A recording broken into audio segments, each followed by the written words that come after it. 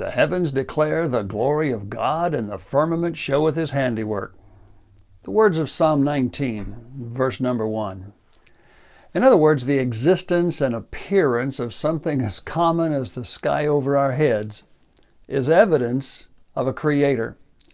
Something more powerful than the sky created the sky. In all of human existence, it has never been observed that anything that exists created itself. There's always a power that precedes whatever exists and is great enough to make whatever exists. When we look at the sky over our heads and see the beautiful blue hue in the daytime, it's the result of the sun shining through the moisture and dust particles that appear in our atmosphere. In the nighttime, we see the various stars, we see the planets, the moon. Where did they come from? They didn't create themselves. What power brought forth our solar system, our galaxy, this universe? Something greater than the universe must have done so. Something at least greater than each planet, each star, each moon. What was it that created that? If something banged, if there was a big explosion and it all appeared, what exploded? What banged? And who made that? Where did it come from?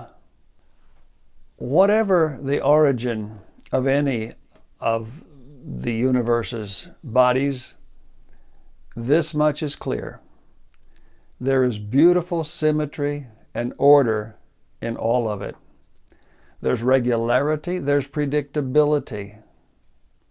We set our watches and our clocks by the ordered movements of the heavenly bodies, the rotation of the earth.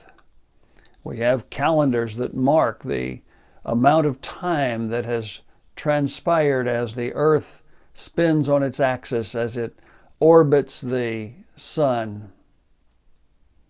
We know how long it's going to be until we get back around to this same place again. How could we do that if something was just randomly generated by some unknown or incidental or accidental cause? Accidents don't create this kind of order, system, regularity, predictability.